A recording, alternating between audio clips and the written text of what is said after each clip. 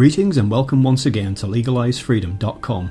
I'm your host Greg Moffat, and my guest today is William Buhlman, who joins us to discuss out-of-body experiences and his latest book, Adventures in the Afterlife. Adventures in the Afterlife is a powerful journey of spiritual awakening, a bold quest for answers and enlightenment. The old assumptions of heaven are confronted, and an expansive new vision of our continuing life is presented. After being diagnosed with cancer, William pursued answers to the mysteries of our existence after death. Confronting his own mortality, he experienced profound insights into what lies beyond our physical body, and our journey into the next life is the basis for adventures in the afterlife. William chronicles his out-of-body experiences and lucid dreams, and although the insights are sometimes surprising, a clear message is always apparent. We are powerful, spiritual beings, and we shape our reality now and in the future. Hello and welcome, William, and thank you so much for joining us today on LegalizeFreedom.com. It's a pleasure to be here, Greg. Excellent. Now, today, William, we're going to discuss some of your work with out-of-body experiences and some of the issues raised in your recent book, Adventures in the Afterlife. Before we get into the details of that, perhaps you could just tell us a little bit about your background and how you became interested in this work. Well, back in 1972, actually a friend of mine had an out-of-body experience, a spontaneous one, and he told me about it, and it was pretty life-changing for him, and I wanted to also have the same type of experience. So I did some research, and I found that there were techniques that we could actually use to self-initiate an out-of-body experience. And all this was new to me. I knew nothing about, I was not a believer. Matter of fact, I was pretty much an atheist at the time. And I did a technique which is similar to what I do today, called the target technique. And about 24 days into doing the daily technique, I had my first out-of-body experience, which was life-changing. Opened up a whole new world, opened up a whole universe, and it was incredibly exciting. And it started my personal exploration into the subject.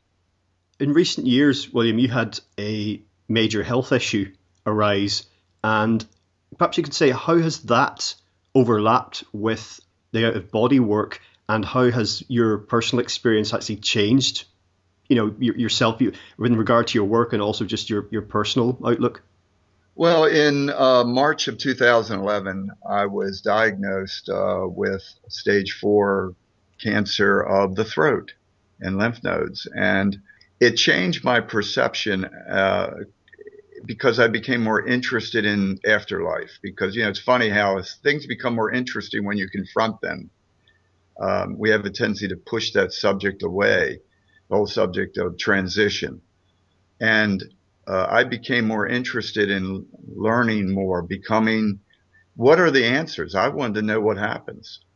And during my recovery, I had a lot of spontaneous and self-initiated experiences that led me to write a new book called Adventures in the Afterlife, which explores the topic from a totally different perspective. It's no new age, no science, strictly from an observational viewpoint. What I experienced when I was in altered states of consciousness and during out-of-body experiences that I experienced during recovery.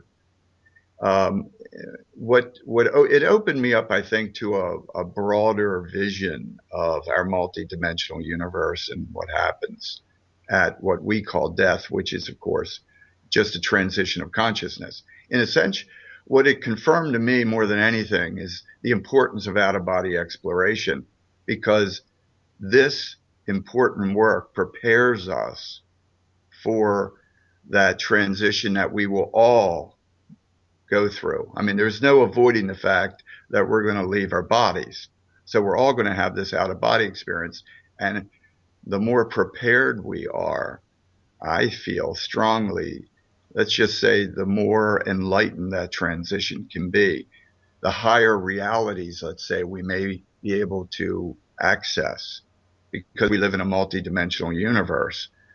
And most people limit themselves by their beliefs. So it opened up a wider world for me. And it was an exciting time where I had an opportunity to learn from personal experience about what we will all confront. This is the idea that you've sort of touched upon that many people have mentioned over the years and probably longer of to die before you die, really, in terms of preparation. Yes. Yes. And I think this is really important. In other words, most people go to their transition completely ignorant of what will happen. And they're also very fearful. And because our society, our religions, does not provide any real guidance that's meaningful. There's a lot of hoping and praying, but that is not knowledge. That is not guidance. That is not really preparing anyone for this transition of consciousness that all of us will certainly experience. So I feel it's incredibly important that we gain the knowledge we need, and this knowledge can be gained through out of body exploration, because it obviously gives us that firsthand experience of what people call the other side, but it gives us an opportunity to enter in full consciousness the multidimensional universe that we all dwell within, and to begin to become comfortable with our energy body. Because during the transition, after the transition, we're entering the rules of the road change. We're in a less dense energy body. And there's so much that needs to be learned. And it gives us a massive advantage of knowledge and experience that we can be prepared, let's say, to navigate these thought responsive dimensional realities that we enter at death. Now, prior to your diagnosis, to what extent were you interested in questions of the afterlife, or was your previous research, basically centered on the out of body experience without necessarily addressing questions of transition at death? For almost 40 years, my total focus has been out of body exploration, and I touched on one of my books, Secret of the Soul, about transition and about how different ways that we can approach it, but not as much from a first person standpoint. What I found interesting is that during the last 2.5 years, especially, I received a personal confirmation that what I wrote in Secret of Soul is absolutely correct. We live in a multidimensional universe, and this physical world is like the epidermis layer, for lack of a better word, of the universe. And when we make the transition of death, we're just shedding the outer crust of our own consciousness and moving inward into a less dense, more thought responsive dimensional reality that exists right here, right now. We just don't see it. And it gives us that preparation that is so critical, I think, for us to, let's just say, move to enjoy the full potential of our non-physical or spiritual essence. Obviously, I hope that you had what you would characterize as a good experience with dealing with the cancer. But in general terms, and this relates to your work most definitely, that modern medicine does tend to ignore the non-physical. And in terms of our well-being, it barely acknowledges psychological elements. Someone goes to their GP and they're referred to a psychologist. It's seen as somehow less of an issue than someone who's got a physical ailment. And in dealing with the body, you mentioned energetic aspect of this, and that's what the modern medicine, mainstream medicine anyway, in the West, completely overlooks. Yes, unfortunately, that's true. Modern medicine still focuses only on the physical. There are some exceptions now. In America, they're starting to open up to the idea of energy work and even Reiki as a healing modality. But in general, that's very true. That's why I think this work is so incredibly important, because it opens us up. We have to take responsibility for our transition. There's an old saying that we arrived here alone, we exit alone. And we, and only we, each of us as individuals have to take total responsibility. It's up to us to learn about what's going to happen. It's up to us to become educated. It's up to us to prepare our state of consciousness. And we can't depend on the medical community to do much except keep us comfortable, essentially. Let's face it, the healing comes from within. And I think that's an old adage that's been around for a long, long time. And what the physical medical community does is just essentially remove tumors and do things like that can allow healing sometimes to occur. But it's as we open up to our multidimensional self, I think that's where we can tap into that healing that can occur and that can assist all of us to, let's just say, heal quickly. I can use myself as an example. I healed very quickly. I was diagnosed in March, and I was back doing 6-day workshops in October, or actually September. I mean, it was even though it was a serious, I had a full neck dissection because I had a large tumor in my neck. But even with the trauma of the experience, I still healed very quickly. And I think that's due to that opening up our inner healing ability, that I think out-of-body experiences enhance that dramatically. And so does other practices like meditation, anything that opens us up to these inner channels that exist within us, our energetic potential, let's say. It is a huge step forward that eventually science will catch up to. Well, there is some evidence now that science and spirituality, the two things that were so far apart for so long, that there does seem to be a convergence happening now, and we're hearing terms like spiritual science, which was Rudolf Steiner's idea, wasn't it, 100 years ago? And there are a lot of exciting things happening. We've got a long way to go, but cutting edge science is certainly taking us in directions that I think are very encouraging and are more about coming together of different strands and traditions that really should never have been separate in the first place. Absolutely, I agree. One of the things that I would just like to say briefly related to this subject is during my recovery, not only did I have spontaneous out-of-body experiences, but during the experience, I just very simply, I opened myself to be a complete channel for the healing power of the universe or God flowing through me, whatever term you like to use. And I think that had a dramatic impact on my rapid recovery. And I know for a fact that probably was more important to my recovery than anything else I did.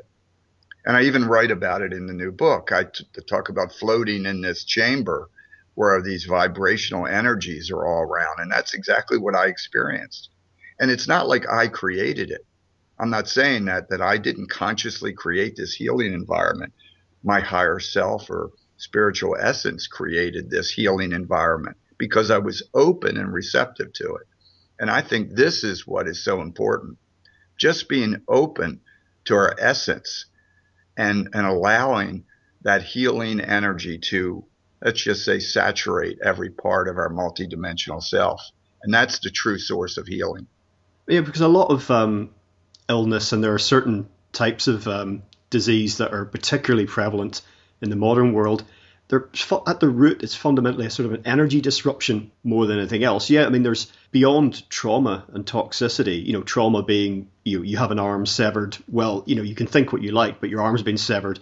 You drink a bottle of arsenic. Well, you can think what you like, but that's that. But beyond those two things, it really is at the energetic level that I think illness seems to come and go. Oh, absolutely. There's energy blocks. I mean, this is something that the Chinese started talking about thousands of years ago with the meridians. There's nothing new. Actually, it's just an older, let's just say it's an ancient practice of as above, so below, that there's energy. We are energy beings. Even quantum physics says that. There's nothing solid in the universe. So, as energy beings, as consciousness, we have the ability to influence our physical self. And I think it's just common sense to me. And unfortunately, I think the source of many illnesses today are energy blocks and disruptions that because of, let's just say, lack of our core self, lack of our multidimensional essence. And with so many people in a materialistic society totally focused on their body, instead of focusing inward to the energetic source that lies within them. We mentioned earlier your latest book, which is Adventures in the Afterlife, and the first section of that, we can sort of say it's fictionalized account, and you've come up with this character, Frank Brooks, and the first part of the book tells the story of his journey in the afterlife, what happens to him, what he experiences after physical death. Now, it was most interesting reading it because as you go through it, you get an impression of what you think is happening to this guy, and then it suddenly changes, and it's actually very entertaining in that way. For example, in the early stages, Frank arrives in what appears to be heaven. It's picket fences, flower beds. It's a very pleasant life. But he discovers quite quickly that it's actually a very controlled and limited environment, and that the place he finds himself in is not the end. Oh, absolutely, because that is what, in hundreds and hundreds of my experiences, I have experienced similar realities. I call them consensus realities. At death, people go to the reality that conforms to their concepts of a physical like reality. And and what many people don't seem to understand is that there's countless millions of realities because the universe is thought responsive. So we will go to the reality initially, and that's clearly what I was presenting in the book. The character goes to the reality that resonated with his state of consciousness. And then as he, let's just say, awakens to the fact that there's more than this, it's a pleasant heaven. He experiences it's much more pleasant than the physical world, and it's much more beautiful. But he realizes there's severe limitations also because it is created by the group mind of the inhabitants. And there are millions of these realities. For instance, a right-wing Christian would not experience the same kind of afterlife as a right-wing Muslim would. They would enter consensus realities that may be dramatically different because people go to what resonates with them. What I wanted to get across was the multidimensionality of the universe and how that we limit ourselves by what we believe. And once you open up to the totality of yourself, you can begin to experience the full beauty and spectrum of our magnificent universe and it's all for us. But people limit themselves, and that's what I really tried to get across in a dramatic way. That's why on page 7 I had the main character dying. I wanted to get across a gut feeling of this. And it's not the end. There is no end point. We continue to evolve through many, many dimensions, always growing, always expanding, if we choose to. But it's our choice, and that's what I think is important. No one's pulling our strings. It's up to us to make a decision and move on to another reality, another, let's just say, opening for our consciousness to expand and grow. One of the ramifications of this idea of the afterlife being shaped by expectations and beliefs is that if the afterlife reality can be very similar to your former life, then that means that it's not necessarily a place where you're free and liberated and transformed and healed. You give examples if you're an inveterate gambler or alcoholic or drug addict, or you've got some other kind of major life issue, that may continue initially, in any case, in the afterlife, until, as you point out, you choose to move beyond it. Oh, absolutely, because we carry our stuff with us. Just because the body dies, our mind still continues with us. And we carry with us our limits, our fears, our blocks, our remember a lot of people forget that at its core, all addictions, all, let's just say, issues are psychologically based.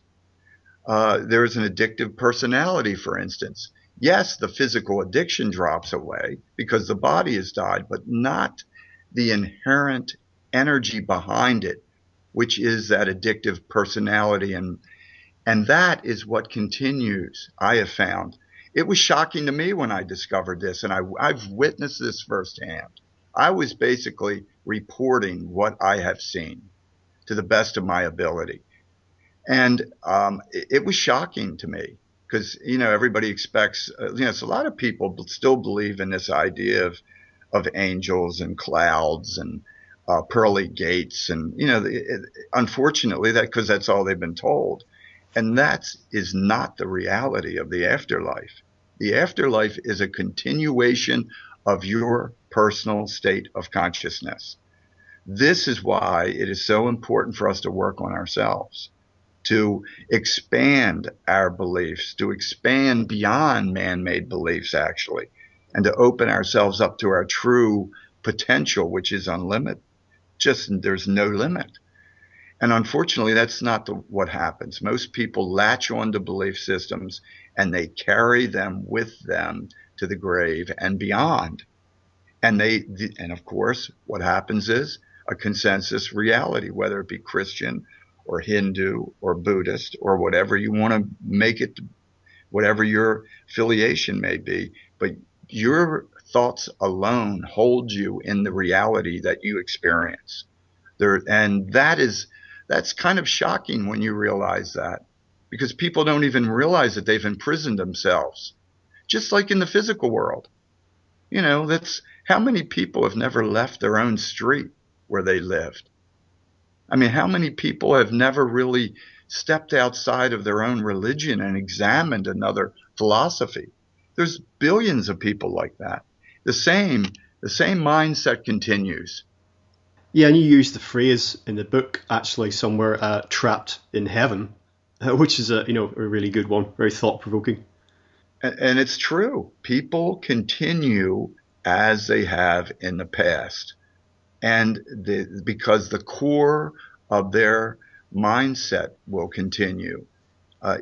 If you're a follower, you will continue to be a follower of a belief system, for instance, because that's where you're comfortable. People create like this, and I'm not the first. It's been said for many times. People create a box around themselves, and this box is their beliefs, their self-concept. In other words, we carry our limits with us. That's why it's so important, I feel, for us to break free. This is why OBEs are important. OBEs blast you out of that box, because any belief you may have had, after you have an out-of-body experience, you're fully out of your body and you realize it. Suddenly, the entire universe takes on a different perspective, and you realize, oh my God, I have the ability to be an explorer. There's no limits. I can explore other realities. I can explore other timelines. Imagine this. All of us have the potential to become Christopher Columbus, Leif Erikson. All of us have that ability. And that's why it's so important for us to make these leaps of consciousness. Because if you don't, you will find yourself in a very cloistered environment, surrounded by those that also are of like mind. Because that's the way that everything is consciousness. That's the bottom line. And consciousness that resonates with one another will create a consensus reality of like mind. And unfortunately, all the limits, all the blocks, all the fears are also brought along. So, in terms of expectations and beliefs and belief systems, then take someone like, for example, the atheism crusader Richard Dawkins. If he believes that the afterlife, well, doesn't exist and he will experience a black void of nothingness, then he may well experience a black void of nothingness. It's possible. It is very possible that he would experience, if he so, again, I don't know for sure on this, in this case, but I know for a fact. Let me use myself an example. Back in 1971, I considered myself an atheist, but yet I still had an out of body experience that blew me wide open. I realized during my first experience, I not only left my body, but I saw an individual standing there observing me. And this whole concept, and I knew it wasn't a physical person.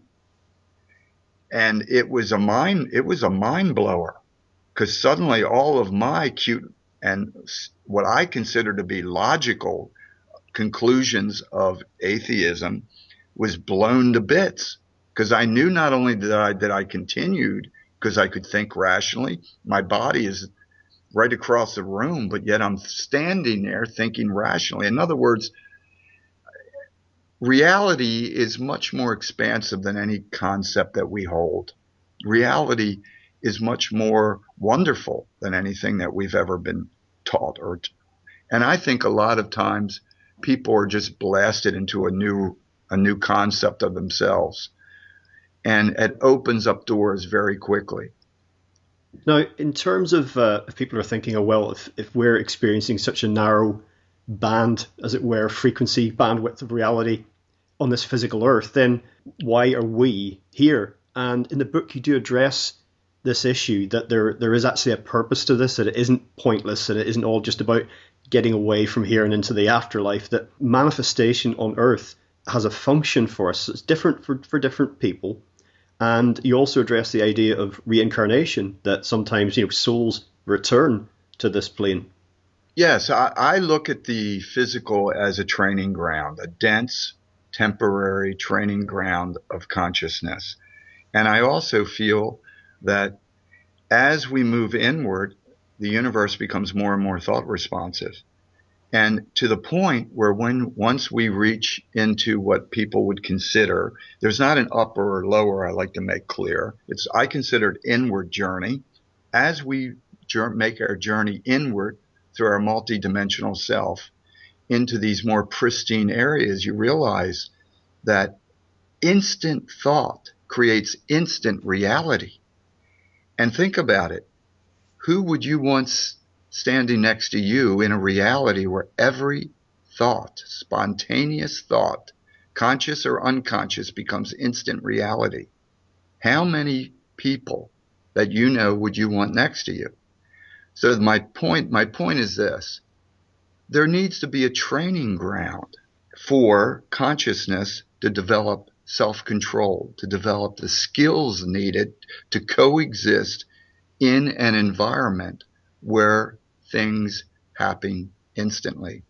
And I feel strongly that the physical and the astral worlds, but especially the physical world, was specially designed to essentially allow the young, or if you wish to call it the young, undisciplined souls or consciousness, to exist in an environment where they are more or less cloistered, separated, and in a slowed down molecular world. And that's what the physical world is. It's a slowed down molecular world where thoughts, let's face it, for us to create, we have to focus. We have to really focus to create. And that's part of the training ground.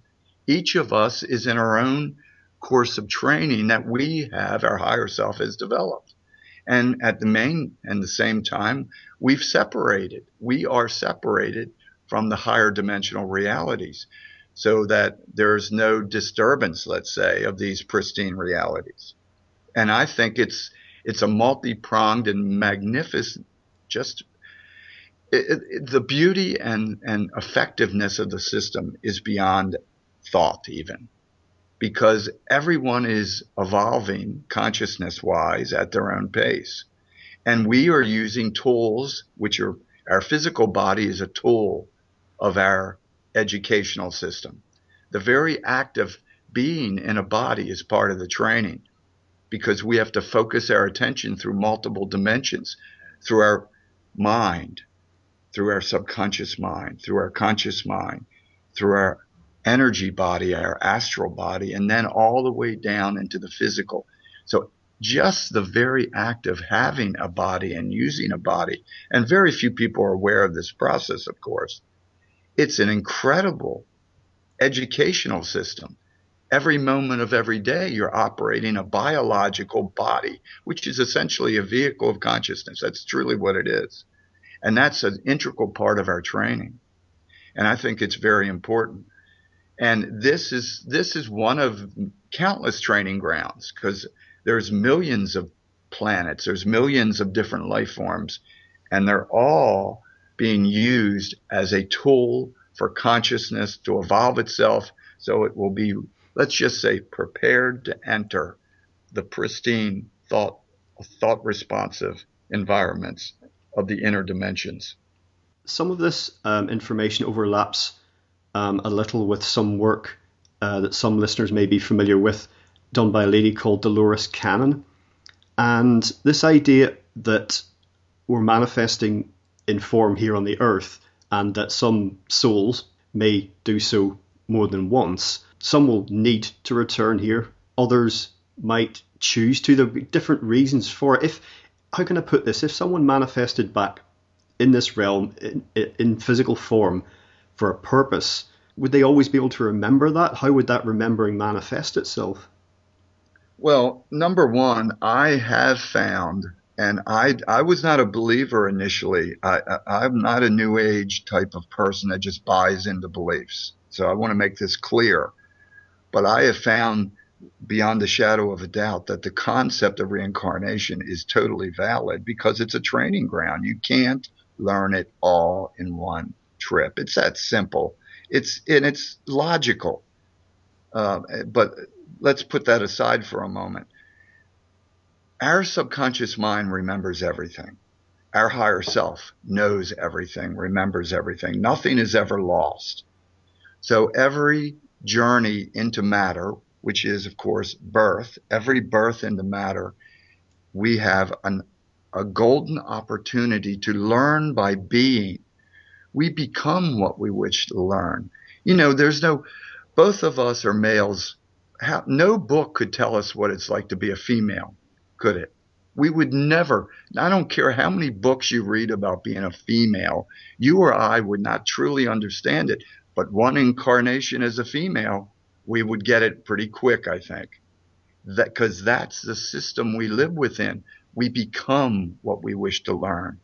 If you wish to experience courage in a pristine environment of the higher dimensions, there's no death. The concept of courage is a philosophical one.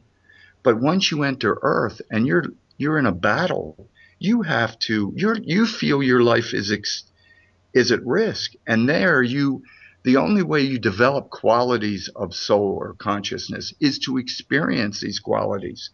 So in the middle of a battle, and you save your friend next to you by risking your own life, you have experienced courage, and then that becomes part of your totality of your consciousness. This is the training system. This is why the reincarnational process is absolutely essential, because it takes multiple experiences for us to personally experience every major quality of an advanced soul or consciousness.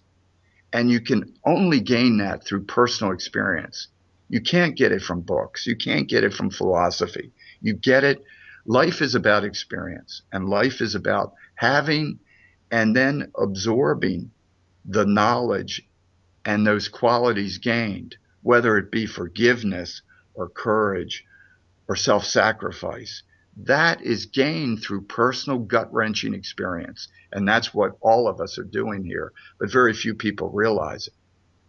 And the realization, when it comes, which ultimately it must, it's a very powerful thing, because as you're living proof of it, it so changes how your attitude to life and the world and everything in it. And more importantly, to your ideas about death, because death that faces us all, it dominates our lives, even if it's subconsciously, psychologically, it's there. It's one of the great taboos, isn't it? The last great taboo, perhaps, certainly Western society, and the realization is fundamentally a game changer. Oh, absolutely. It's unfortunate that the concept of death is especially from a religious standpoint has remained stagnant for 2,000 years. There is no people still in our society today fear death just like they did in the Middle Ages. There has been no advancement whatsoever because people only look at themselves because as physical beings because they haven't had that personal experience. For instance, and that is why I feel so strongly that out of body experiences are, I feel, an essential part of our developmental process because it gives us that absolute verification and certainty that, oh my God, I do continue. I know it. The fear dissolves. I have no, and I know it's easy to say this, but I mean it sincerely. I have no fear of death. I have none because I know it's an illusion. I know from 1,000 out of body experiences that I will continue. Matter of fact, it's one of the things I try to write about is how to enhance our this transition through our out of body experiences and how to become more consciously multidimensional so we can go beyond what is considered the astral plane or the bardos by the Buddhists. We have the ability to not only remove fear, but to expand the journey of consciousness at this transition of death and go beyond the consensus realities that is so prevalent within the astral world, the astral dimension. And what, of course, the Buddhists call the bardos, which are what I call the consensus realities. And it's like a giant trampoline that gives us that ability to just bypass a lot of the stuff that other people will, let's just say, experience. But most importantly, at least on the onset, fear is one of the main things. One of the main things I teach, I do a 6-day workshop at the Monroe Institute. And one of the techniques I always teach people is to fly into the sun. Fly into the sun during an out-of-body experience because it is an incredible, fear is gone. It is so dramatic and so life-changing for people because suddenly all these limitations and blocks and fears are just dissolved and away. And you realize, I'm immortal. There's nothing to be afraid of. And this is a transformational experience. When I was a child, long before I'd ever considered any concepts of wider realities or other dimensions, I sort of, might sound a bit naive, but I didn't see the point, quote unquote, in being afraid of death because it seemed to be inevitable. I thought, well, if there's some form of afterlife or heaven or hell, as people talked about, the adults talked about back then, well, so be it. Then we'll find out soon enough, won't we? And if there is the aforementioned black void of nothingness, well, then you won't be conscious of it. But I think that being the case, what gets most people is more the idea. It's not so much that one day the lights will just go out, it's the death of their ego because they're so identified with it. Just the idea of them, the ego identity, not being here anymore, and that what they've stood for in this life would be annihilated forever. That's the idea, I think, that haunts people the most. I agree completely, Greg, because people are totally identified with the ego in the physical world. The vast majority of humanity lives in that state, and it's also a very much they're not only ego but their physical state. So it's a double negative in a way. Not only do you think that you're a physical body, but you think you're your ego, this temporary creation of the mind. And what you find out quickly, and this also applies to meditation, but I think it's often more dramatic during an out-of-body experience. You're blasted out of that state often. Not only do you realize suddenly that you're standing next to your body, that, oh my God, I'm certainly not my body. So what am I? Am I my mind? And then through out-of-body experience, you begin to realize that, wow, I'm more than my mind. My mind is also a tool of consciousness. It's like a hard drive that I'm using It's not me. There's a part of me that exists beyond the mind. And that is what we have the ability through out of body exploration to explore. And it gets very, very exciting because suddenly this new realm opens up. The first step, of course, is this realization I'm not my body. But then there's this greater realization that I'm not my ego. I'm not my mind. I'm something much more expansive than that. And that's why I teach a technique, and I have for the last 20 years, is I call it the higher self technique, where you, during an out of body experience, you demand to go or experience your higher self. In other words, go beyond the mind. What many people experience is they're floating in a sea of white light connected to everything. I mean, people experience it differently, but they're suddenly beyond the ego, and they see the universe and themselves from a whole different perspective. And this is a remarkable experience that's available to all of us. And it's not about beliefs. It's just about opening up to our full potential during our out of body explorations. Now, what has your experience so far indicated to you about the extent to which thought affects reality in on the physical earth? Because there's a lot of talk about that in alternative circles these days. You create your own reality with your thoughts. Some people are saying, oh, of course you don't. You've only got to look at anyone who gets up, at dawn to go to a job that they hate, that they're not creating their own reality. And others are saying, no, actually, thought, whether individual or collective, is very, very important in determining what manifests in terms of events here on the earth. There is no doubt in my mind that our thoughts are manifesting all the time our reality. Unfortunately, people are disconnected from it. Think of everything in your life. And I'm not, I think Einstein said this also, but every physical thing, the predecessor to everything around us was a thought.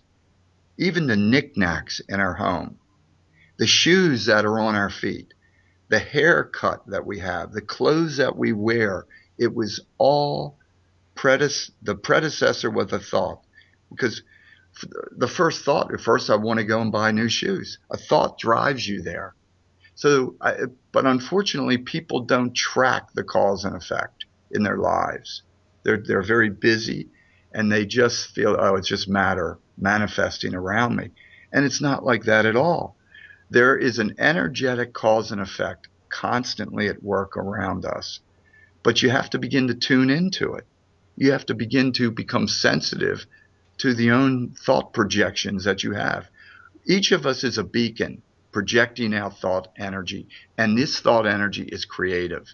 Now, granted, if you, just like a belief system, if you tie yourself in to the limits of a belief system, whether it be religious or intellectual, if you buy in to a belief system, that will limit your potential on every level. But once you free yourself from this and you begin to track your own, and I would say to your listeners right now, for one day, just try, and it's difficult to do. Just try. Don't even give it a day. Try it for an hour at first. Track your thoughts. And you'll be shocked at this litany of, we create 40,000 thoughts a day. And these thoughts are creating an energy field around us. And that field has an impact on matter. And the problem is that people don't recognize it. And a lot of people are surrounding themselves, saturating themselves with a negative field of energy. And of course, and they're also buying in to a consensus. Like, for instance, I have to work for someone else. That's the only way, but yet all of us have the potential to be creative and create something new. But some of us break free from that. My point is, try it. Track your thoughts. Look around your own environment, and you will come to the realization that your thoughts have brought everything around you, your relationships, your job, your health, every knickknack in your home is a direct result of your dominant thoughts, either of your own or group thoughts that you have, let's just say, accepted with others, whether it be a spouse or friends or whatever it may be. But I feel that's what we're here for, is to begin to gain control, begin to acknowledge and recognize that we're powerful, creative, spiritual beings, and that we are the creator of our reality.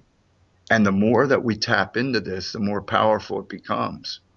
That being the case, then we could see how the situation on the earth regard, all sorts of metrics, the environment, people's welfare, you name it, where there's a litany of problems at the minute. You only have to turn on the nightly news to discover that. So what you're saying would indicate then that this could be changed for the better. How does that fit with the idea of Earth as a training ground, as a testing, difficult training ground? Because some people would say Earth is the way it is because it needs to be that way. Others would say we could and should make enormous improvements to conditions here. I feel that we're each on an individual journey, number one, and that we're each learning our own lessons. And unfortunately, the Earth is a result of a consensus of 7 billion souls.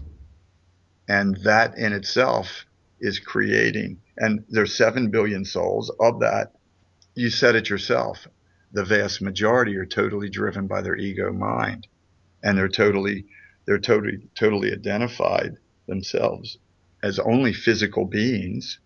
So they have, in a sense, just those two assumptions have limited the species to a certain limit of their, at least by our current standard. It's a disconnect from our true self. This is what leads to pollution. This is what leads to crime. That's what I've been saying this for 20 years. If everyone on the planet had an out-of-body experience right now, it would shift the entire consciousness of the planet dramatically, because people would realize, oh my God, I am responsible for what I do. I am responsible not only for my thoughts, but for my deeds.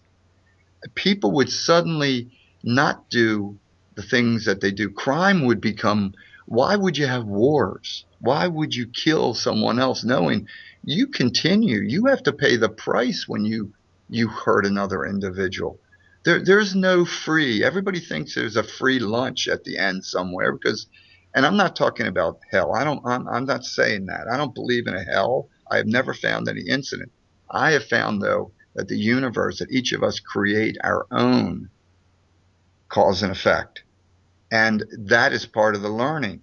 My point is that through out-of-body exploration, we get this viewpoint that, oh my God, I am completely responsible for everything that I say and do.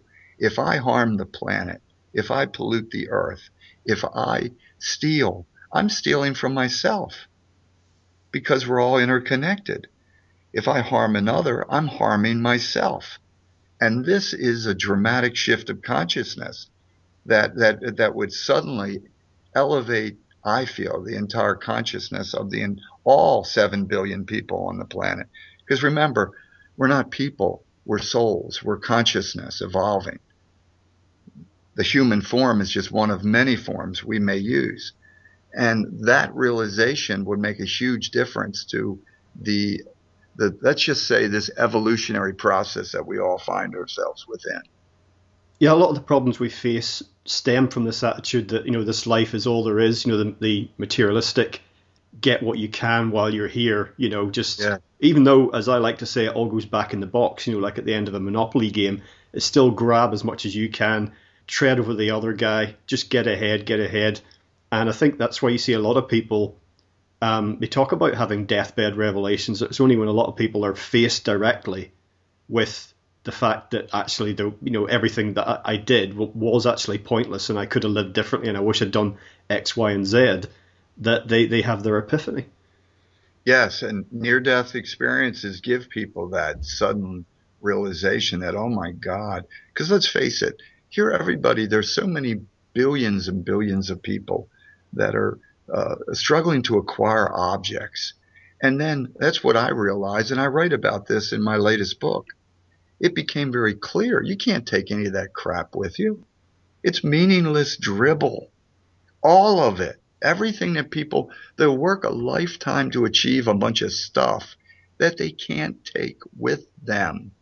And then it hits you, oh my God, there's more to life than this. There's more to life than having a car and a big house and these some people struggle to have awards and recognize. None of that matters. And suddenly the light bulb goes off that, oh my God, I have to start really working on myself and improve myself and because the only thing we take with us is our state of consciousness. That's it. That's the only thing that matters. So that's what's important to really focus upon. And that's why I feel that meditation and out-of-body experiences and the work that the Monroe Institute does is so important, because it's all about elevating, expanding our individual state of consciousness. Now, I have often wondered, what is the nature of the force that seems to be set against this? Is it real in any sort of independent way, or is it just another manifestation of that some souls are bringing into being? I feel strongly that it's ignorance of our self. It's not an external force. I've never seen, in my 41 years of having out-of-body experiences, I've never encountered anything like a devil or Satan or anything like that. Never. It's the ignorance of our own self that creates the problems in the world. It really is. Wars are created by just the egomaniacs, let's face it, that are totally disconnected from their true essence of what they are. And they're focused on the acquisition of land, or often throughout history. Let's face it, like World War II. Germany expanded. They wanted to expand their land. They wanted to expand and power. Land and power. And then you realize, once you get more in touch with yourself, these land and power mean nothing. They're less than transitory. They're meaningless, because all of us continue on the same journey. All of us continue. We're all immortal, powerful, creative, spiritual beings, and we all continue. Well, I've noticed as well, I don't know if you've read anything about transhumanism, but some of the sort of dismal, dark suits, the people operating in the shadows, who I was thinking of in a previous question, seem to be very obsessed with life extension and with, only eating certain types of food so they can try and look as good and live as long as possible. And who wouldn't want to have a long life? But it has to be a good life too. And it does rather seem to be missing the point. Well, I think so too. A lot of the core issues, and the same applies to science. There is an obsession with the body because they have bought into this concept that this is the center of reality, and that this is what reality is. It's the only thing it is. Even in science, you see this with the superstring theory, where reality has nothing to do with physical. The physical is a dense, thin, it's like the crust of an apple. I mean, that's all it is. Reality is not created by matter, and matter is not a good point to even compare reality to. It's the end result of a chain of energetic events. My point is that most of the problems in the world are created by the focus, this singular focus that matter is the source and heart of all reality and of my true self. And nothing could be further from the truth. I even mentioned in science, because the superstring theory, what do they have to do? Create little vibrating strings, which are what? Form-based energy that creates reality. That's how obsessed they are with form and matter. The opposite is true. All matter is the end result of a chain of energy events, from pure spirit to thought to emotion, down into what is the epidermis layer of the universe is matter. So unfortunately, many, many millions and billions of people look at the world 180 degrees from how I perceive it. And I feel strongly that the inner part is really what's important, and the outer part is just a transitory experience for learning and growth. Well, William, we've been talking about your most recent book, Adventures in the Afterlife, and there are so many other areas covered in there that we could get into if we had time. But perhaps as we begin to bring things to a close, you could tell listeners about the forthcoming Gateways of the Mind conference that's taking place in London very shortly, early next month. Maybe you could say something about what your presentation will be. Sure. I will be presenting at Gateways of the Mind in London, which will be held on the 9th and 10th of November. I'll be presenting on the 10th, I believe at 11:30 or something. I'll be presenting the benefits, essentially. I'm going to cover a lot of what I feel are the pivotal and important and critical benefits we receive from self-initiated and spontaneous out-of-body exploration, because it is an exploration, and that we have the ability to self-initiate these profound states of consciousness so that we begin to connect with our true self. And that's really at its core, not just about the physical improvements that we see around us. But I'm going to touch on healing, though. I'm going to touch on a lot of subjects that I feel important. Contact with loved ones, which many people feel are really important. Not this using a psychic, but imagine face-to-face contact, being empowered to have face-to-face. In other words, how to self-empower yourself so you no longer have to depend on philosophies and authors, books. Most people's concepts and perception of reality are the result of other people's thoughts and minds. And my goal is to give people the self-empowerment to have their own profound experiences so that they can reach their own, let's say, enlightened conclusions based on personal experience. Because that's where the answers lie. Not in the external world, not in intellectualism, but in personal experiences far beyond the body, and ideally far beyond the mind even. So we can connect with our true self that exists. And that's where the answers truly lie.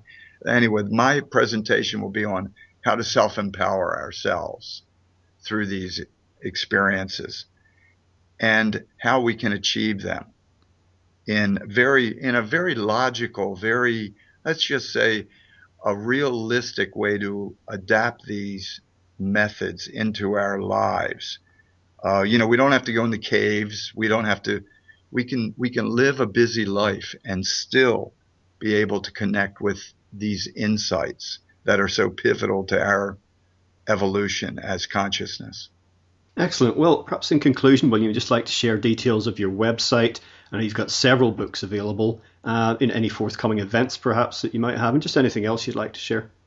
Sure. My website is www.astralinfo.org. It's an informational website. It discusses my 3 books and my workshops I do. I do a 6-day workshop at the Monroe Institute, which fills up quite quickly. Only 25 people can attend each one. So they kind of sell out quickly. I also do some workshops through Europe and France and Italy. And of course, I offer information on my 3 books, which is Adventures Beyond the Body, which was published in '96, Secret of the Soul, and then my latest, which is Adventures in the Afterlife, which was just published a couple months ago. So there's a lot of information, a lot of tools people can use at the website. It's mostly about giving people the information freely, that they don't have to buy a book at all if you don't want to. You can just go on the website and there's techniques there, there's guidance, there's a lot of things available. It's a tool for people to use, and it's always changing. Wonderful. Well, William, thanks again so much for joining us today on legalizefreedom.com. Oh, thank you, Greg. It's been a pleasure. Well, folks, that's it for another week. As ever, thank you so much for listening.